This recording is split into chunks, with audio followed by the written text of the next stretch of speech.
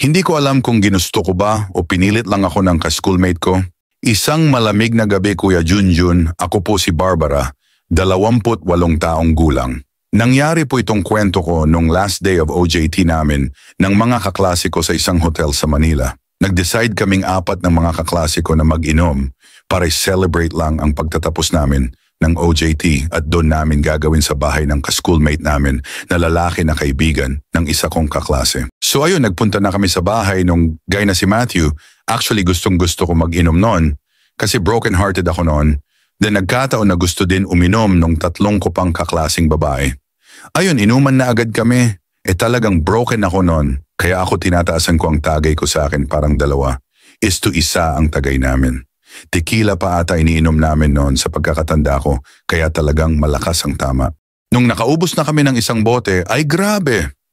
Lasing nang lasing ako, iba ang hilo ko na napahiga na lang ako.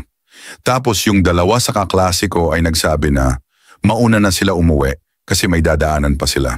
So yung isa na talagang close friend ko ay ayaw ako iwan kasi nga ay sobra lasing ko.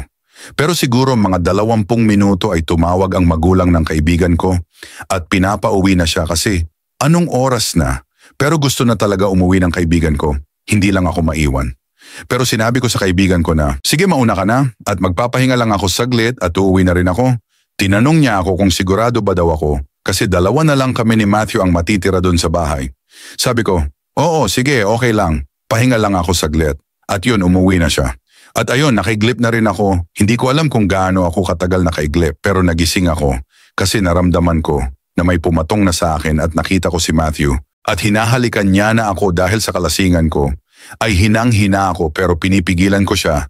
Sinubukan niyang tanggalin ang pangtaas ko at bra ko pero hindi ako makalaban hanggang sa niya na ang 2 ko.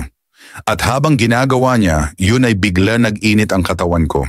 At bigla ko na lang siya hinayaan sa ginagawa niya. Pero nung huhubarin niya na ang skirt ko ay pinipigilan ko siya pero wala talaga akong lakas. Hanggang sa kinain niya na ang pech ko, wala ako nagawa kundi humilata na lang. At nung basang-basa na ang pech ko ay pinasok niya na ang kargada niya. Pero sige pa rin ako sa pigil at nung sinagad niya na ito ay napasigaw ako at tinutulak ko siya palayo. Pero binilisan niya ang at ayun, napaungol na ako. At napansin niya ata na hindi na ako napalag, ay binilisan niya pa lalo ang paglabas. Kaya lalo ako nag-init at lalo na masa ang ko. Gusto ko siyang pigilan pero nasasarapan ako sa ginagawa niya sa akin kaya hindi na ako nang laban pa. At hindi pa siya nakontento at dinapa niya pa ako at saka niya sinagad uli. At nagustuhan ko yung nakadapa pero sa isip ko ay mali yung ginagawa namin pero sige lang. Ungol lang ako ng ungol. Matapos yon ay nakatulog kami pareho ng nakahubad at magkayakap. At kinabukasan na ako umuwi.